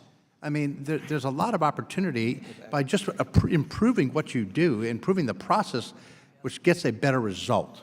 And at the end of the day, maybe the American people will be right on your side. I would just say, coming from the West Coast, I felt midweek was the most creative time for me to be in my district. Weekends get repetitive. You do the same chamber, farm bureau, whatever, on a regular basis, almost clockwork. During the week is when you can go to the school sites, when you can go to the job sites, when you can go to the service clubs, when actually you can go to ribbon cutting that's really federal money with the local mayor taking all the credit, So, I mean, really, midweek is good. So be here, work hard, and then go home and really work 7 to 11 with real people and not just the party people and others who demand your time on the weekends. So it's I think, a benefit on both ends. You'll be here more, have more committee work, get to know your colleagues better, and also serve your constituents better. Also, move to Florida. We have really good flights. Thanks. Taxes are low. Congressman, I just reiterate, you hit the nail on the head. I mean, getting at scheduling, time efficiency, making the legislative system work better while you're here, developing expertise, engaging your staff, giving them a reason to be working hard and getting things done, getting to know who's working in the Senate and the White House, achieving, success legislatively here. That's key. But also back home, as Vic said, being at that, pipe fitters union meeting at 6 o'clock Wednesday night that you had to say no to 1,500 times, you're there on a regular basis. The Chamber of Commerce meeting on a Thursday morning at 7 a.m., you can attend and you can let them know you're going to be there months ahead of time. And I think, again, as the schedule works, so does the prestige of this place. You get things done. You don't look as dysfunctional. You don't look as detached. In fact, you're more attached back home to people when they see you walking into a plant or on a farm on a Wednesday morning. Let me just add, my district was across the river, so I do 75 events a month, and it kept me safe in a district that was designed for the other party. But our time is really very inefficiently utilized here, and that's a question that the leaders need to take into account. The most valuable time a member has is how you spend your time, and the way it's utilized now, as you noted, is just very, very inefficient. A day of committee work would be great if members showed. we've really come to hate the members from Virginia and Maryland. So. Thank you. I just add, getting across the river some night is longer than flying to Madison. Good point. Fair point. Fair point. With that, let me recognize Ms. Brooks for 5 minutes. Thank you all so very much for being here. And actually, it's so fun to see Ileana back, because I never pass up an opportunity to say hello to you where you did not make us laugh. And you continue to do that. And so thank you. But I have to say, as we start, today, back home in Indiana, which actually is a song, there was a service for Senator Birch Bayh, who passed away in March. He got 2 constitutional amendments passed. And then we just lost one of the greatest leaders of the Senate, Senator Lugar. And when I think about just this past weekend, the type of people that accomplished so very much, I continue to be quite frustrated and think, how could that even happen today, to get 2 constitutional amendments passed? And it's wonderful to see you, Representative Bromer, and all of you. It's wonderful to have you all here. Before we move off the schedule, is there anything else you'd like, because I agree with Mark and others, is there anything else on the schedule that you'd like to share, or that you think, do you like the ideas of 2 weeks on, 2 weeks off? I mean, Reid, you were saying be here until all your work is done, not go home, but do you like that idea better?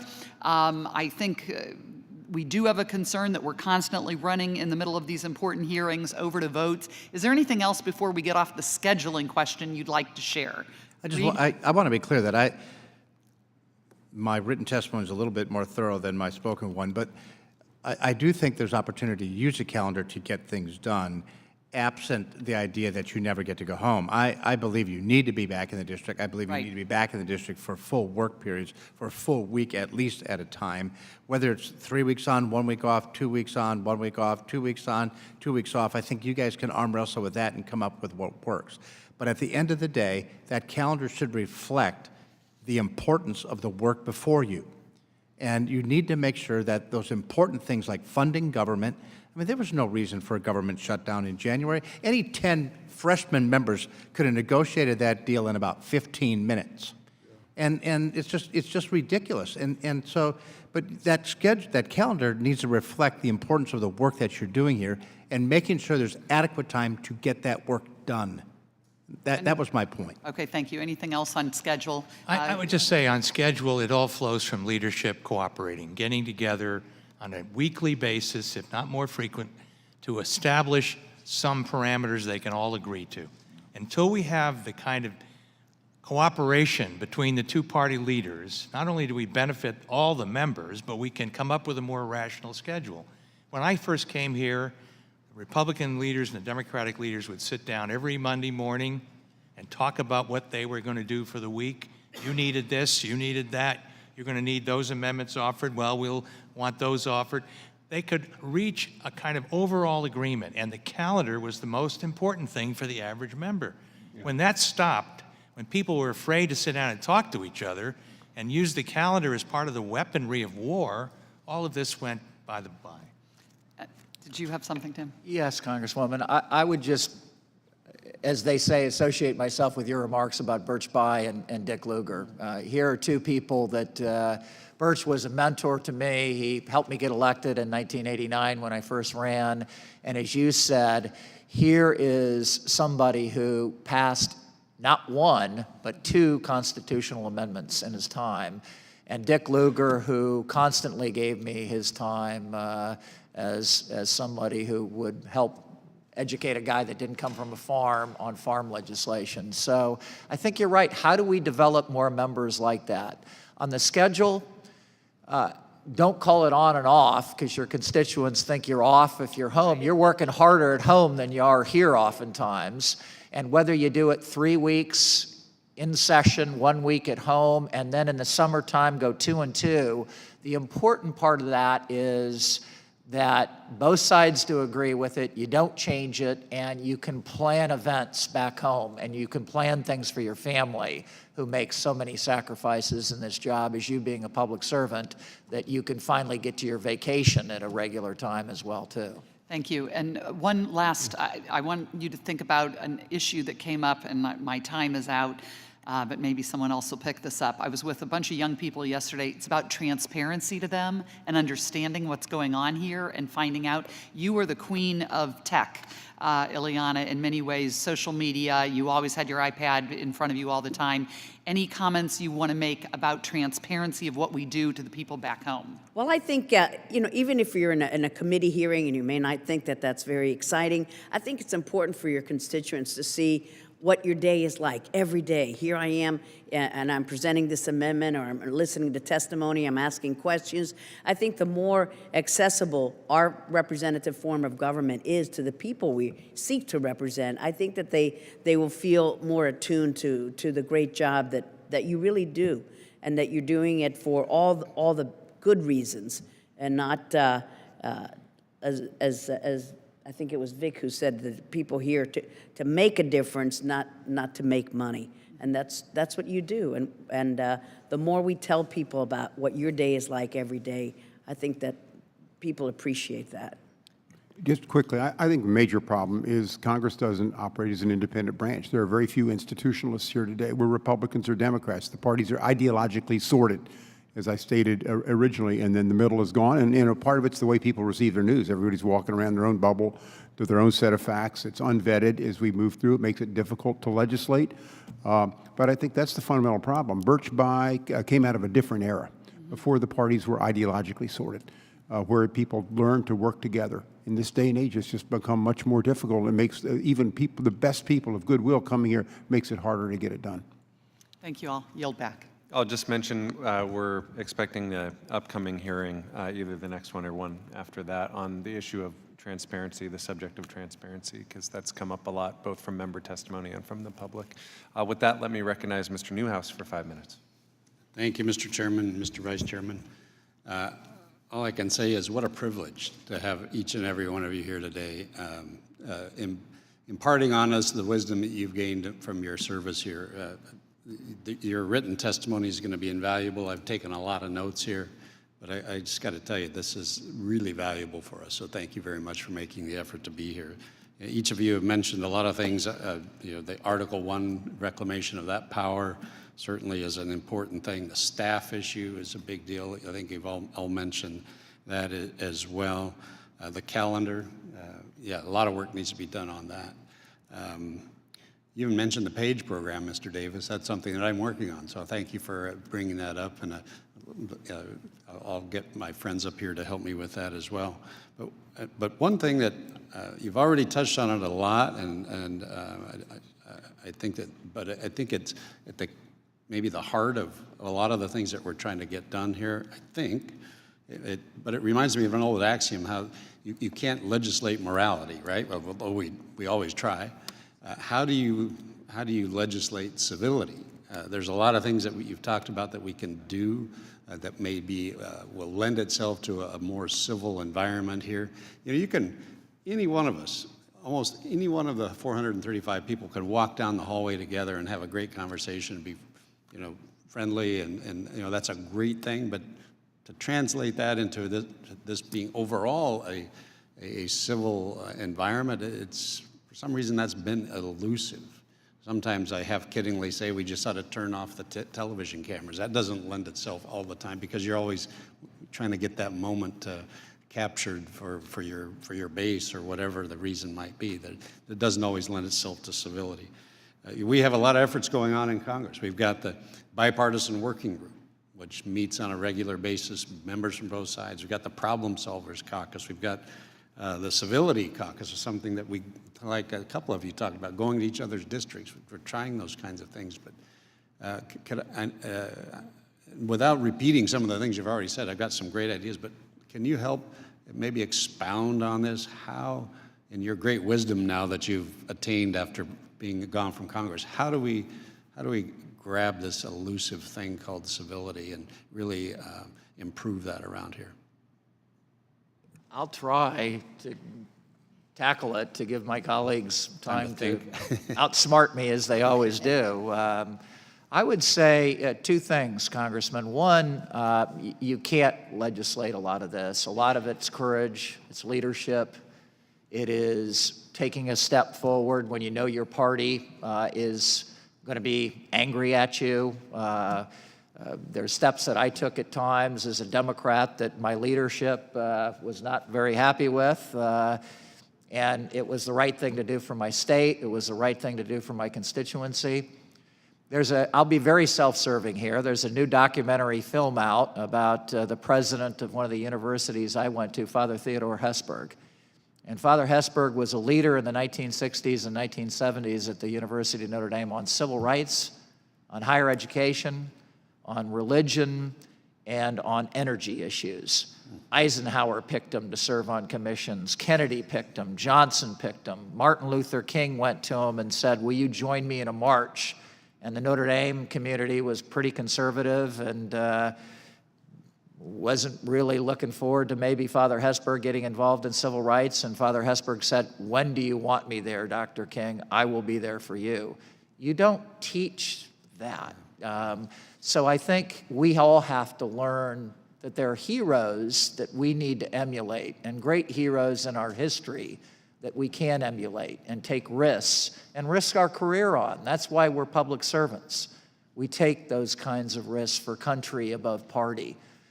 I think the second answer, to your very good question is we do need to change some of the laws so that people aren't running in campaigns where money takes so much time to raise. At one point, I met with Senator Flake and Senator Donnelly, who both were raising money for Senate campaigns, and they both said virtually the same thing. They will raise money, and in the first 3 weeks of the campaign, outside money from special interest groups will completely tsunami whatever they raised. And it takes the election away from the people in Arizona and Indiana. And money coming from New York and Miami and San Francisco take the race over. And we lose our voices in those communities. That's not what the founders intended. And somehow we have to get at that issue. Just quickly, bad behavior gets rewarded in today's political environment. The 24/7 news cycles, the blogs, people raising, the more outrageous you get, and the only way to temper that is through leadership. And I've seen some leadership expressed here when you're taking members off committee that are subject to bad behavior, but leaders need to rein these people in. And at this point, it's all about protecting your seats or keeping your coalition, so they get afraid of doing these kind of things. So it really stops at the top.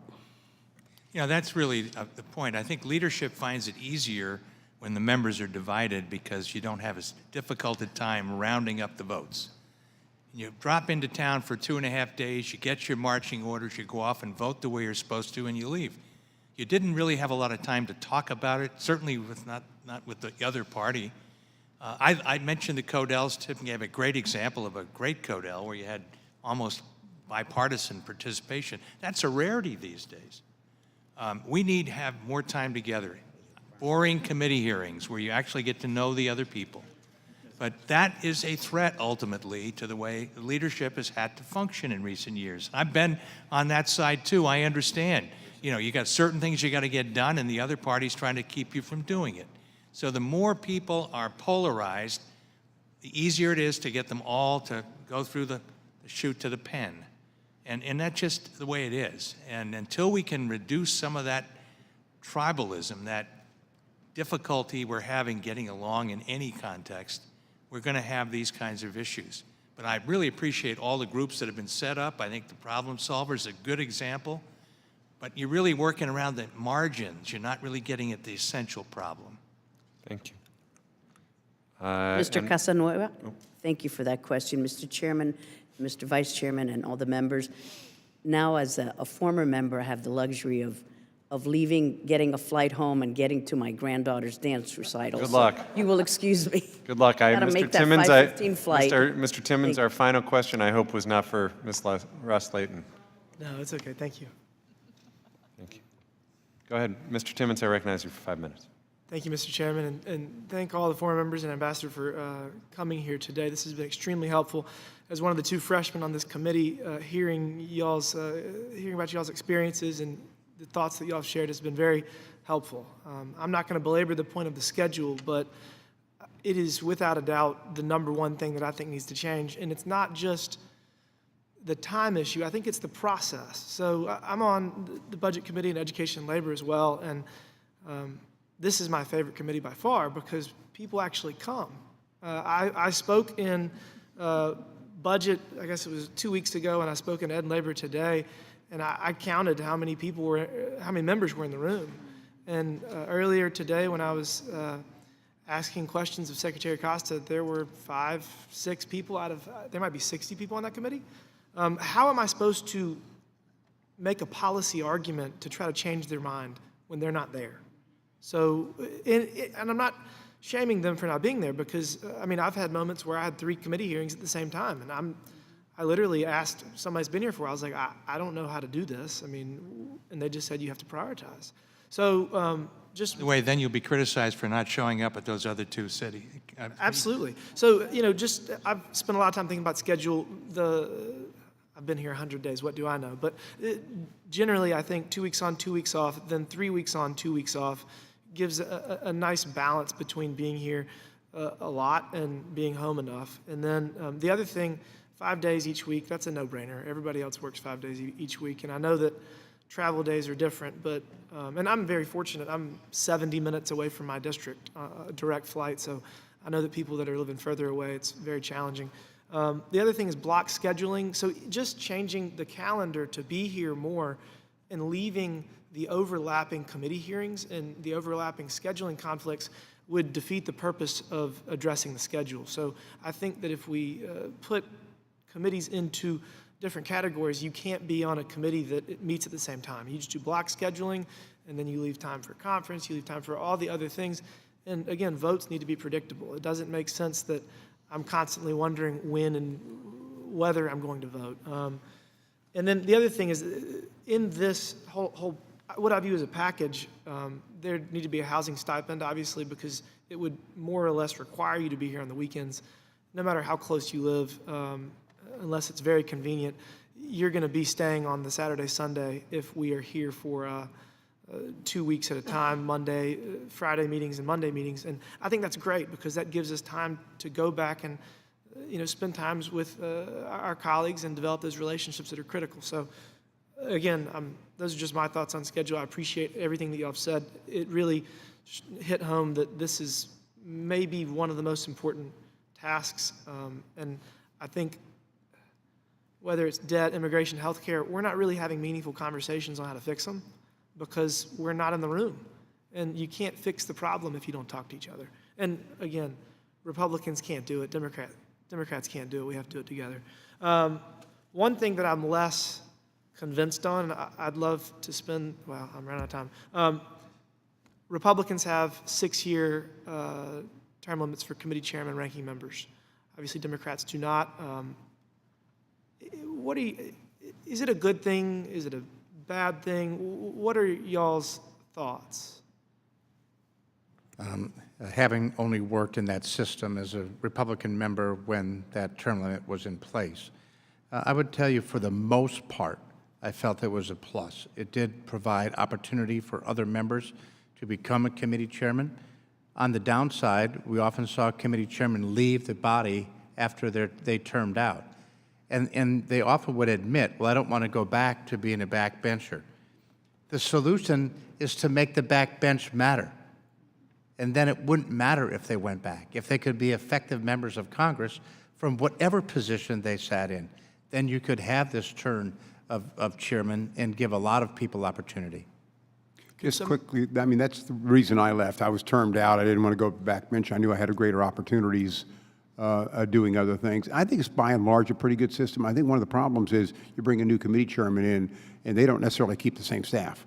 they bring their own team in, and that has left for some discontinuity on some of the committees when new chairmen come in and displace a lot of experienced staff. So it's not just the brain drain on money, it's the fact that some of these people like to bring their own people in, and that permanent staff that understands a certain area of the law end up going somewhere else. You know, both of these parties have issues in this space. I think Republicans have often used the term limits when they wanted to and not when they didn't, and there were members who never got to be chairman even though they had earned the right to be. So it's always, you know, something in flux. On the D side, we go with seniority. I think looking back historically, we may have erred at times by not removing people who had perhaps gone past their point of real competence. And that's hard to do, but sometimes if you like the concept of seniority, you have to be a little bit more willing to enforce it. I would say, Congressman, I'm generally against term limits. I mean, in voting, the electorally, I think the American people are the best term limit to vote people out. I decided I didn't want to run anymore. I turned myself out, but let the voters do it. When it comes to Washington, D.C., our party, our Democratic Party, is struggling with getting new blood into leadership. We need to find the balance between bringing new blood into committee systems and chairmanships and leadership, and also utilizing the expertise of people, the experience of people like Nancy Pelosi, that I think is doing an incredibly good job as Speaker. So how do you get that balance here in the committee system? I think that's something each party has to work out. I also think your point on committees, I love my committee work. I sought the Intelligence Committee and the Education Committee because those were my passions on national security and higher education. And I found the same things that you're finding now. A lot of people don't come. That gives you the opportunity to be an expert in some ways. It's a good thing because you can shine. On the other hand, when you're not doing your job for your constituents, I think roll call and the Hill and Politico should embarrass members who don't show up and do their committee work. There should be some ways of publicizing that people don't do those jobs. And at a certain point, when somebody doesn't show up for committees, you know, there should be some kind of, as Vic said, maybe you're kicked off the committee. Maybe you're taken off that committee by leadership. Thank you. Thank you. I'd like to thank all the witnesses for their testimony today. I think you had a lot of information that you threw at us, but it was all very insightful, and I certainly appreciate you taking the time and sharing your insights with us. I also want to once again extend gratitude to the Ways and Means Committee for letting us use their room. I want to thank our committee staff, and I'm going to invite members, if we can just take a couple minutes to huddle after this. I want you to, we've actually hired some committee staff that I want to make sure folks get a chance to meet before you leave. Without objection, all members will have 5 legislative days within which to submit additional written questions for the witnesses to the chair. I would recommend that they all be directed to Mr. Frost and Ms. Ross-Lehtinen, but they will be forwarded to the witnesses for their responses, and I want to ask our witnesses to please respond as promptly as you are able. Without objections, all members will have 5 legislative days within which to submit additional extraneous materials to the chair for inclusion in the committee record. And with that, this hearing is adjourned. Thank you, everyone.